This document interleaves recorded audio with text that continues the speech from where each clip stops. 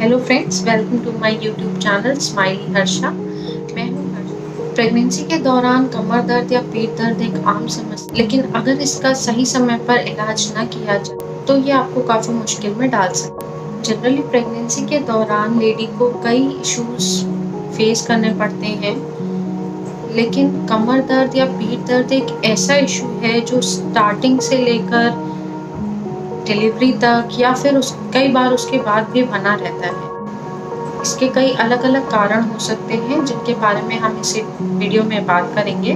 तो आइए जानते हैं प्रेगनेंसी के समय बैक पेन या पीठ में दर्द होने के। प्रेगनेंसी में बैक पेन होने का सबसे पहला और बड़ा रीज़न है वज़न। प्रेगनेंसी के दौरान बच्चे के साथ-साथ हमारा वज़न भी काफ़ी बढ़ता है, जिसका सारा भार हमारी बैकबोन संभालती है। इसी कारण से बैकबोन का फ्लेक्सिबल होना बहुत ज़रूरी है। प्रेगनेंसी के दौरान बैक पेन होने का दूसरा बड़ा रीज़न है हार्मोन चेंजेस। हमारी बॉडी में से रिलैक्सिन नाम का एक हार्मोन रिलीज़ होता है, जो कि हमारे पेल्विक मसल्स को ढीला करता है, जिससे कि हमें डिलीवरी के समय बेबी को नीचे जाने में और इसका भी सारा भार हमारी रीढ़ ही संभालती है या उसका फ्लेक्सिबल होना बहुत ज़्यादा ज़रूरी हो जाता है। और तीसरा सबसे बड़ा कारण है स्ट्रेस में मूड स्विंग्स होना एक आम समस्या है, जिससे कि हमारी मसल्स यानी मदर की जो मसल्स हैं वो स्ट्रेस में आ जाती हैं और स्टिफ हो जाती हैं, जो कि काफ़ी सीरियस हो सकता है। बैक पेन का अगला बड़ा कारण है ऑक्सीजन की कमी। प्रेगनेंसी के दौरान जैसे बच्चा बड़ा होता है तो लेडी को सांस लेने में थोड़ी सी इश्यूज, प्रॉपर ऑक्सीजन न लेने के कारण या प्रॉपर एनर्जी न बन पाने के कारण भी हमें बॉडी में बैक पेन या स्टिफनेस फील। और last but not the least, हमारा सबसे बड़ा कारण है हमारा पोस्चर कैसा है, हमारा उठने का बैठने का तरीका। ये भी डिपेंड करता है कि हमारे बैक पेन को वो इंक्रीज तो नहीं कर, क्योंकि प्रेगनेंसी के दौरान हमारी पर्सनैलिटी में काफ़ी चेंजेस आते हैं। आगे की ओर बढ़ते हुए भार को बैलेंस करने के लिए हम पीछे की ओर झुकते हैं, जिसका भार भी हमारी रीढ़ पर ही पड़ता है। तो ये थे कुछ मोटे-मोटे कारण। अब हम बात करेंगे योग से हम कैसे अपनी बॉडी को फ्लेक्सिबल बना सकते हैं और अपने बैक पेन को कम कर सकते हैं या ख़त्म कर सकते हैं। चलिए तो हम बात करते हैं योग में इनके क्या-क्या उपचार हैं। तो शुरू करते हैं हमारा आज का video, yoga for back pain. अगर अभी तक आपने मेरे चैनल को सब्सक्राइब नहीं किया है तो उसे सब्सक्राइब करें और लाइक, शेयर, कमेंट करना ना भूलें। Thank you. शुरू करते हैं योगा आसन से। हमारा पहला आसन है मर्जरी आसन।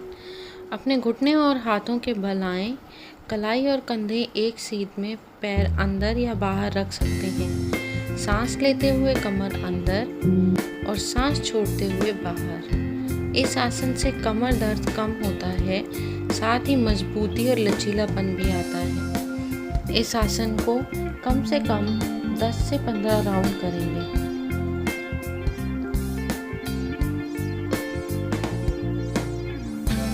अगला आसन शशांक आसन।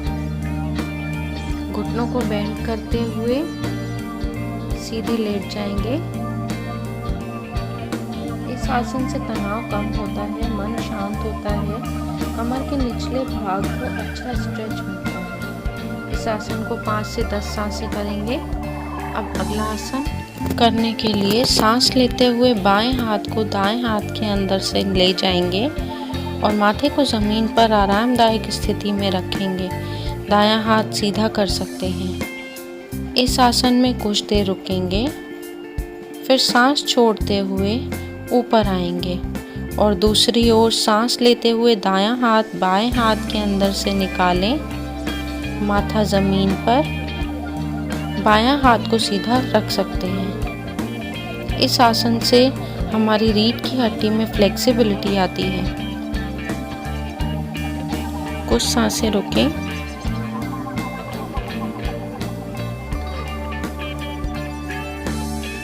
यहाँ हम लंबी गहरी सांसें ले सकते हैं। सांस छोड़ते हुए वापस।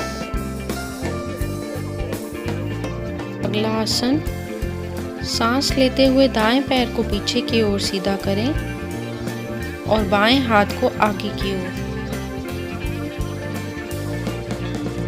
इस आसन में अपने हिप्स को बैलेंस रखें और इस आसन में कुछ देर रहें। अब फिर सांस छोड़ते हुए वापस घुटनों पर आ जाएं और हाथ ज़मीन पर।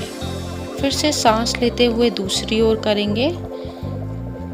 दाएं पैर को पीछे उठाएं, साथ ही बाएं हाथ को ऊपर उठाएं। सांस छोड़ते हुए वापस। अगला आसन है बटरफ्लाई पोज। सुख आसन में बैठ जाएं और दोनों पाँव को आपस में जोड़ लें। अब सांस लेते हुए आगे की ओर झुकें और सांस छोड़ते हुए पीछे जाएं। सांस लेते हुए झुकें, सांस छोड़ते हुए चिन को छाती से लगाएं। आप महसूस करेंगे कि आपकी चेस्ट खुल रही है, आपकी हिप्स खुल रही हैं। अब हम सर्कल्स करेंगे। सांस लेते हुए स्टार्ट करें, सांस छोड़ते हुए एंड। सांस लेते हुए दाईं ओर जाएंगे, सांस छोड़ते हुए वापस। अब दूसरी ओर सांस लेते हुए स्टार्ट, सांस छोड़ते हुए एंड। सांस लेते हुए स्टार्ट, सांस छोड़ते हुए एंड।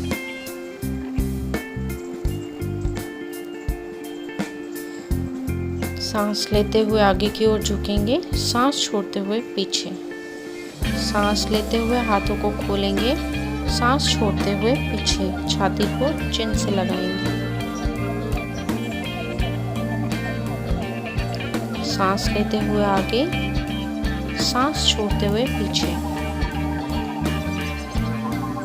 इससे आपकी कमर में फ्लेक्सिबिलिटी आती है, पेन में भी रिलीफ होता है।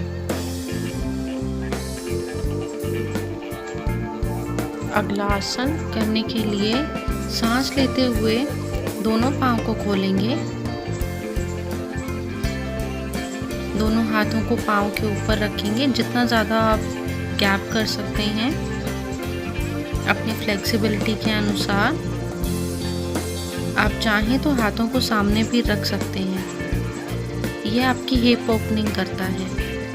सांस छोड़ते हुए वापस दोनों पाँव को एक साथ ले आएंगे और पाँव और कलाइयों को सर्कुलर मोशन में घुमाएंगे। अब शोल्डर्स को भी, ये आपकी बॉडी में फ्लेक्सिबिलिटी लाते हैं।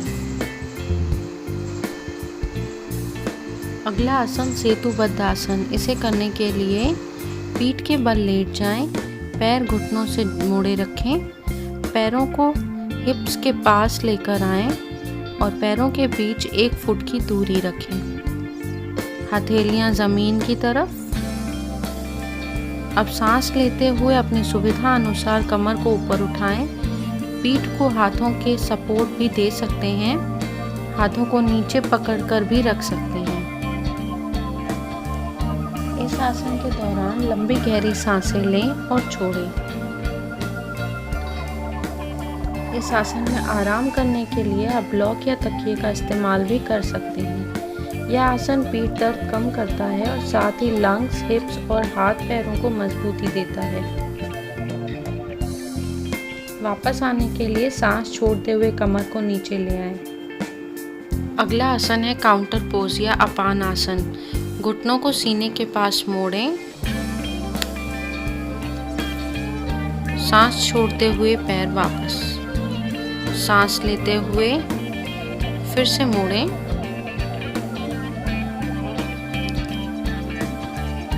सांस छोड़ते हुए पैर वापस। अब दोनों पैरों से करेंगे। घुटनों को मोड़ें और सीने के पास लेकर आएं। पैरों को खोल के रख सकते हैं। अब अगला आसन, दोनों हाथों को खोलें, घुटनों को मोड़कर ही रखेंगे। दाईं ओर मुड़ जाएं और चेहरे को बाईं ओर रखें।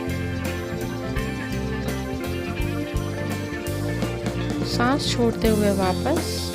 फिर सांस लेते हुए दोनों घुटनों को बाईं ओर मोड़ेंगे और चेहरे को दाईं ओर रखेंगे। कुछ देर इस स्थिति में रहेंगे।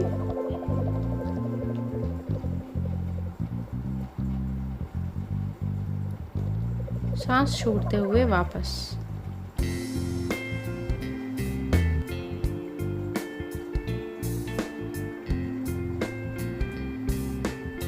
अब हमारा योगा फॉर बैक पेन समाप्त होता है।